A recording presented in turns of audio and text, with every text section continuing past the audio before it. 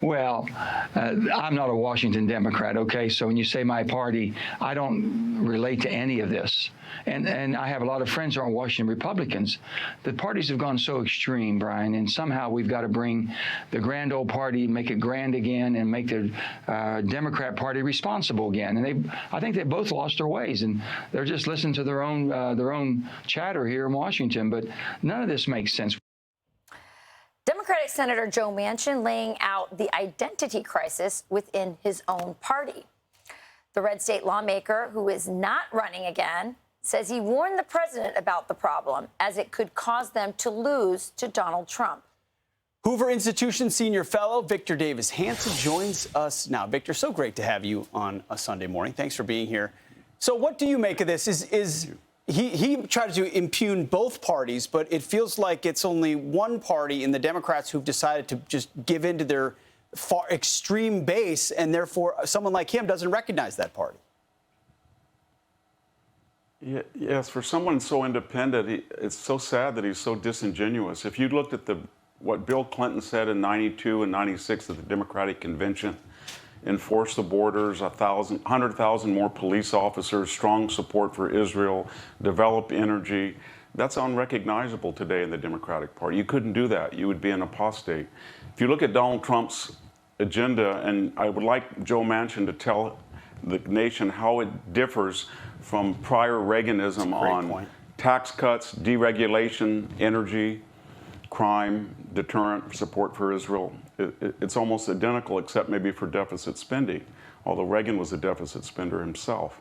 So the change and the revolution has been on the left, on the Democratic Party. It's unrecognizable. It's run by the squad: Elizabeth Warren, Bernie Sanders, BLM, Antifa, you name it. You know, something that doesn't get talked about enough that is so strange to me is from your home state, Nancy Pelosi used to be the left-wing fringe of her party, and she kept that in check and was a very good Speaker of the House in terms of getting her party's policies across. But today, she's like a centrist. She's like a moderate in her party. Well, she's still a leftist, and I think your point's well taken, that she's a leftist, and her party is a Jacobin, progressive, neo-socialist party. Amen. Same is true with Chuck Schumer. Yeah. Yeah, I think that's Same a great true point. as Chuck Schumer. I see the books behind you. You have The End of Sparta, but your new book is The End of Everything. I want to talk to you about that because my husband and I have this conversation all the time. We believe we are in end of empire times right now in America. And that a lot of the things that we're seeing that everyone's kind of confused about is that we're in that moment. We just haven't recognized it. Maybe the Romans didn't know they were in it, in an end of empire as well. Am I right? Am I crazy? And how does your book play into that thought? Well, I examine incidents in history, very rare, where great powers were destroyed. I don't mean just conquered. I mean erased from history, language, religion, everything, physical structure. And there were commonalities. And then in the epilogue, I talked about the modern world.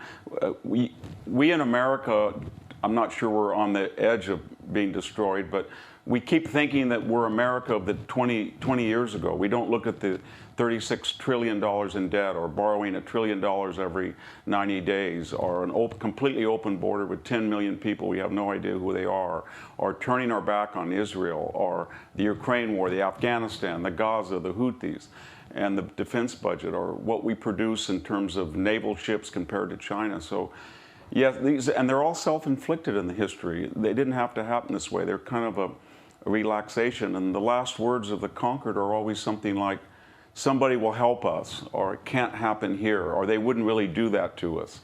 So it's kind of a wake-up call to be careful in America. So you live on a farm and you write about these truly deeply depressing topics. What is it? How do you remain optimistic in a given day?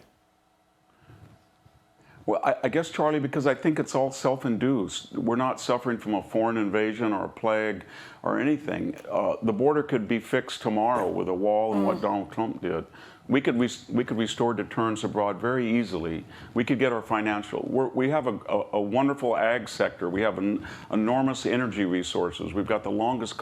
All the basics are there. The universities could be saved if we just had a half dozen brave college presidents. So the fundamentals are still there, but we feel that the medicine's worse than the disease, so we don't we don't try to address these things, these pathologies. Well, if you love what you hear from Victor Davis Hanson, and we all do, true classical thinking who understands how to apply it today, check out the book, The End of Everything, How Wars Descend into Annihilation, The End of Everything. Talk about a great book to read this summer.